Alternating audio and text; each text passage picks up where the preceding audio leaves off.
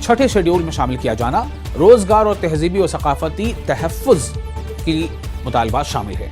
मुजाहरे के दौरान एपेक्स और केडीए के लीडरान ने सरकार से बातचीत के लिए बुलाने की मांग की है और हम गवर्नमेंट से ये चाहते हैं कि जल्दी टॉक्स के लिए बुलाएं और हमारे मुद्दों के ऊपर बात हो। और लद्दाख के जो इतने सालों से जो डिमांड चल रहा है, तो ये जुलूस तो हमको ग्रामीण एडमिनिस्ट्रेशन की तरफ से अभी तक कोई परमिशन नहीं मिला, नहीं तो हम अपनी डिमांड अपनी मांग के सिलसिले में जारी ये चीज़ रखना था। लेकिन उस हादसे की वजह से अभी तक ये जो है हमें यानी ये सक्सेसफुल नहीं हुआ। केडीए और एपेक्स बॉडी की ओर से लद्दाख बंद के ये जो अपील थी, उसके बाद साको सब डिवीजन पूरी तरह से बंद रहा। सुबह से ही सभी दुकानें और जितने भी तजारती मराकज़ वो बंद देखे गए, जिससे आम जिंदगी पर से काफ़ी असर पड़ा। इस दौरान जो पब्लिक प्रॉपर्टीज़ है, पब्लिक प्लेसेस है और जो निजी वाहन हैं यानी प्राइवेट गाड़ियां हैं, उन्हें भी उनकी भी सड़कों पर उनकी नकलो हरकत जो है वो काफ़ी कम देखी गई। यानी बिल्कुल आप कह सकते हैं कि इस बंद का पूरा असर हुआ और कामयाब रहा ये बंद। जम्मू कश्मीर के दीगर हिस्सों की ही तरह पुंछ में NHM national rural health mission में तैनात स्टाफ मेंबर्स ने अपनी मांगों को लेकर एक रोज का पेन डाउन काम छोड़ो हड़ताल किया और इस मौके पर नगर मुकीम राजा सुखदेव सिंह जिला अस्पताल में NHM स्टाफ मेंबर्स ने यूनियन के जिला अध्यक्ष आफ्ताब अहमद की क़यादत में एहतजाज किया, मुजाहरा किया और इस बार ईद के पहले तनख्वाह जारी करने और साथ ही साथ मल्टीपर्पज स्टाफ मेंबर्स का वेतन बढ़ाने और सभी NHM स्टाफ मेंबर्स को मुस्तकिल करने की मांग की। हमारे मैक्सिमम जो स्टाफ है रेंट पे भी रह रहा है, ठीक है। हमारे जो भी है सैलरी वगैरह कभी एक महीना आती है, कभी आती ही नहीं है, 2-2, 3-3 महीने नहीं आती है। हम ये बोलते हैं कि इस टाइम देखो हमारे जो पूरा हॉस्पिटल है मैक्सिमम जो स्टाफ है वो हमारा NRHM का है, तो मैं चाहती हूँ कि हमारी कंपनी में सैलरी जो है टाइम पे आया करे। पैसे तो कब गवर्नमेंट ने रिलीज किए, बट हम एम्प्लॉयज़ के अकाउंट में कब आने हैं, तो हमारी ये रिक्वेस्ट रहेगी कि कोई भी हायर अथॉरिटी से कोई ऐसी डायरेक्शन की तरफ आ जाए कि बिफोर जो ईद है उससे पहले लोगों के अकाउंट में सैलरी आ जानी चाहिए।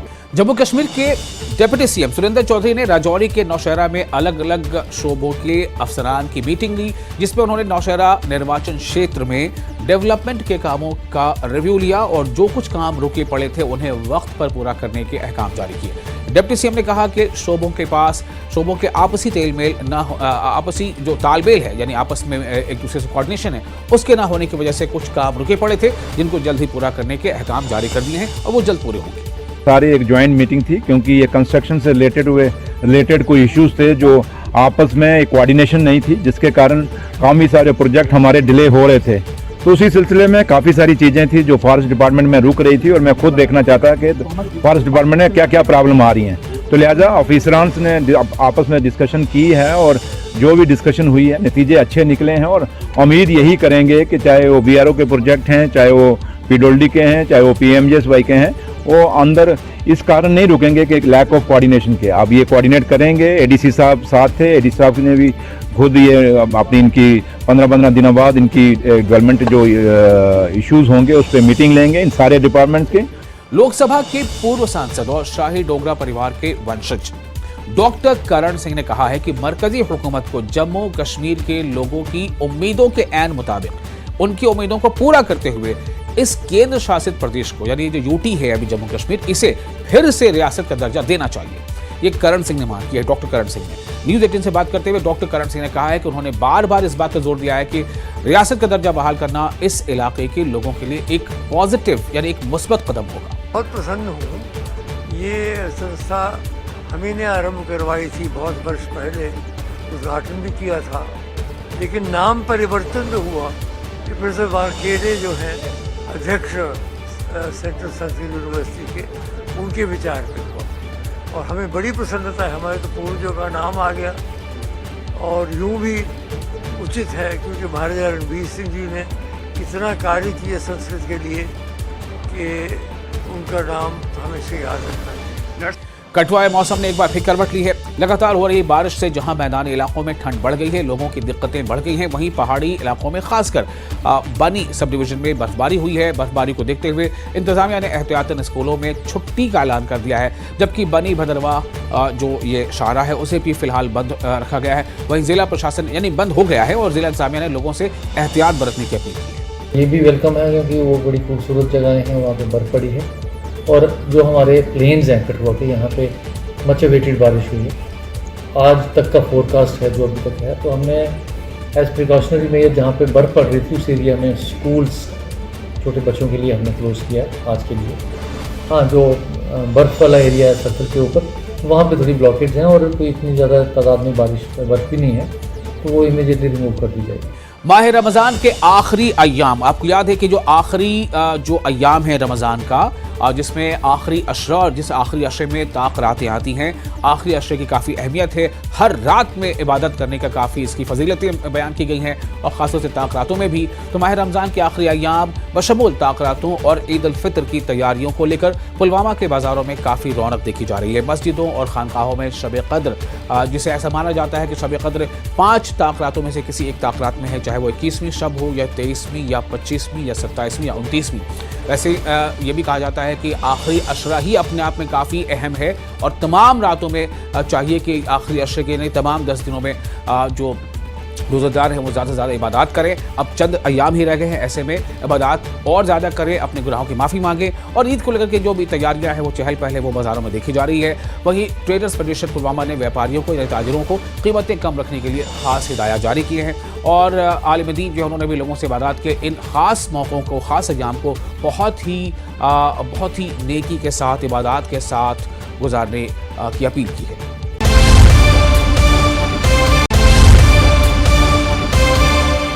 दोस्तों, एक बार फिर हम हाजिर हैं जम्मू कश्मीर की 10 बड़ी और अहम खबरों के साथ। आपका मेजबान मैं हूं विशाल आजम।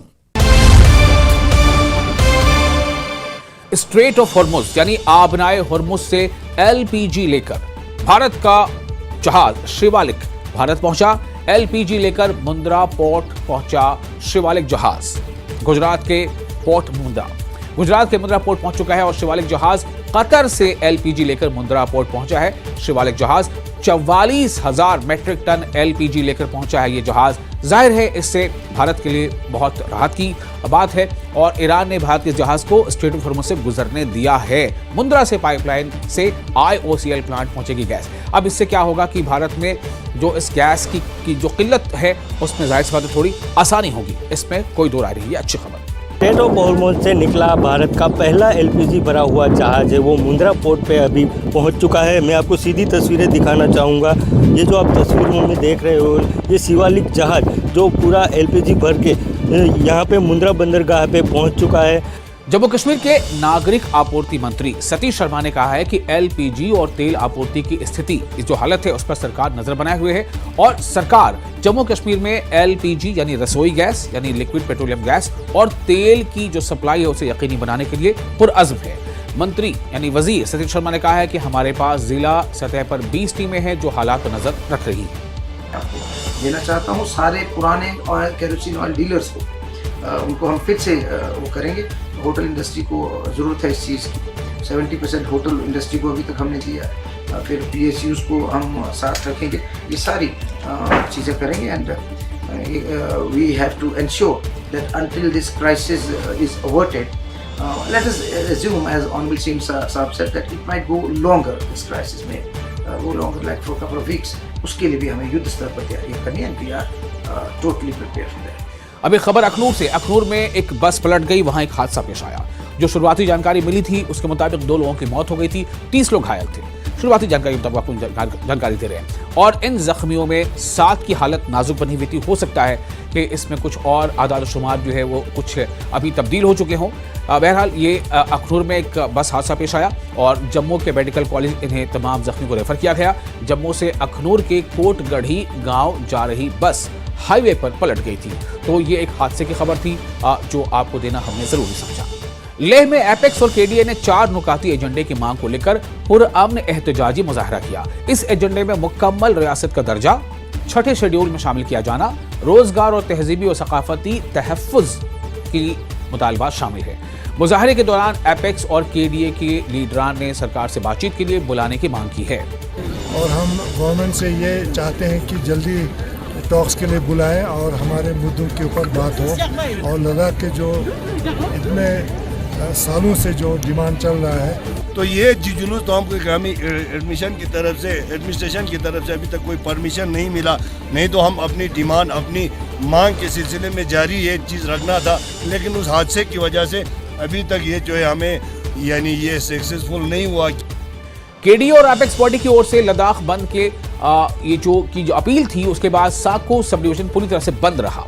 सुबह से ही सभी दुकानें और जितने भी तजारती मराकज़ वो बंद देखे गए, जिससे आम जिंदगी पर इससे काफ़ी असर पड़ा। इस दौरान जो पब्लिक प्रॉपर्टीज़ है, पब्लिक प्लेसेस है और जो निजी वाहन हैं यानी प्राइवेट गाड़ियां हैं, उन्हें भी उनकी भी सड़कों पर उनकी नकलो हरकत जो है वो काफ़ी कम देखी गई। यानी बिल्कुल आप कह सकते हैं कि इस बंद का पूरा असर हुआ और कामयाब रहा ये बंद।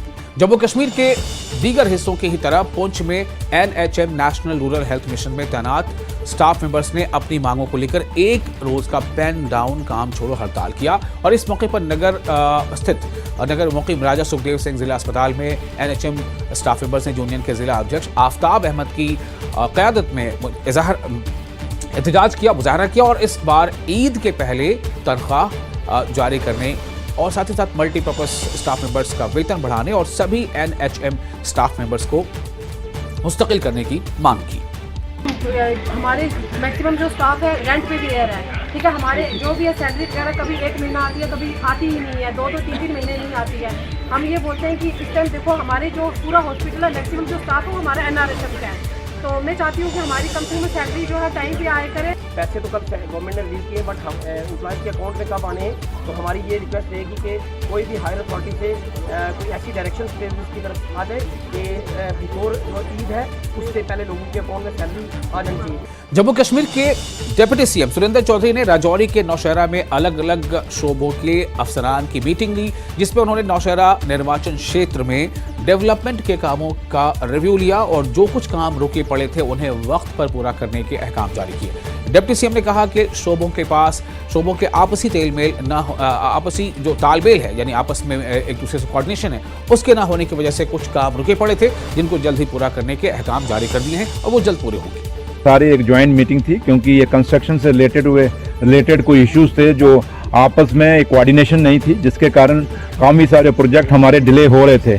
तो उसी सिलसिले में काफ़ी सारी चीज़ें थी जो फॉरेस्ट डिपार्टमेंट में रुक रही थी और मैं खुद देखना चाहता कि फॉरेस्ट डिपार्टमेंट में क्या क्या प्रॉब्लम आ रही हैं। तो लिहाजा ऑफिसरान्स ने आपस में डिस्कशन की है और जो भी डिस्कशन हुई है नतीजे अच्छे निकले हैं और उम्मीद यही करेंगे कि चाहे वो BRO के प्रोजेक्ट हैं, चाहे वो PWD के हैं, चाहे वो PMGSY के हैं, वो अंदर इस कारण नहीं रुकेंगे कि लैक ऑफ कोऑर्डिनेशन के। अब ये कोऑर्डिनेट करेंगे। ADC साहब साथ थे, ADC साहब ने भी खुद ये अपनी इनकी 15 दिनों बाद इनकी डेवलपमेंट जो इश्यूज होंगे उस पर मीटिंग लेंगे इन सारे डिपार्टमेंट्स के। लोकसभा के पूर्व सांसद और शाही डोगरा परिवार के वंशज डॉक्टर करण सिंह ने कहा है कि मरकजी हुकूमत को जम्मू कश्मीर के लोगों की उम्मीदों के ऐन मुताबिक उनकी उम्मीदों को पूरा करते हुए इस केंद्र शासित प्रदेश को यानी जो UT है अभी जम्मू कश्मीर, इसे फिर से रियासत का दर्जा देना चाहिए।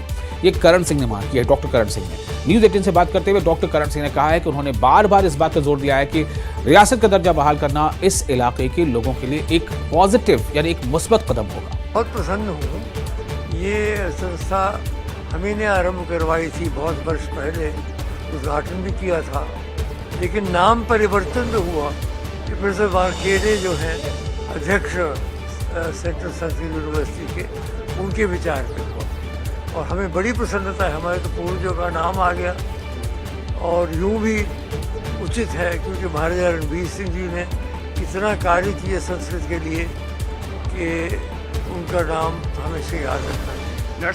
कठुआ मौसम ने एक बार फिर करवट ली है। लगातार हो रही बारिश से जहां मैदानी इलाकों में ठंड बढ़ गई है, लोगों की दिक्कतें बढ़ गई हैं, वहीं पहाड़ी इलाकों में खासकर बनी सब डिवीजन में बर्फबारी हुई है। बर्फबारी को देखते हुए इंतजामिया ने एहतियातन स्कूलों में छुट्टी का ऐलान कर दिया है, जबकि बनी भदरवा जो ये शाहरा है उसे भी फिलहाल बंद रखा गया है। वहीं जिला प्रशासन यानी बंद हो गया है और जिला इंतजामिया ने लोगों से एहतियात बरतने की अपील की है। ये भी वेलकम है क्योंकि वो बड़ी खूबसूरत जगहें हैं, वहाँ पर बर्फ़ पड़ी है और जो हमारे प्लेन्स हैं कठुआ के, यहाँ पे मच अवेटेड बारिश हुई है।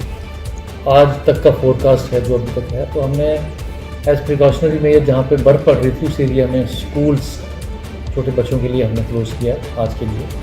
हाँ, जो बर्फ़ वाला एरिया है सर्कल के ऊपर, वहाँ पे थोड़ी ब्लॉकेज हैं और कोई इतनी ज़्यादा तादाद में बारिश बर्फ़ भी नहीं है, तो वो इमीडिएटली रिमूव कर दी जाएगी।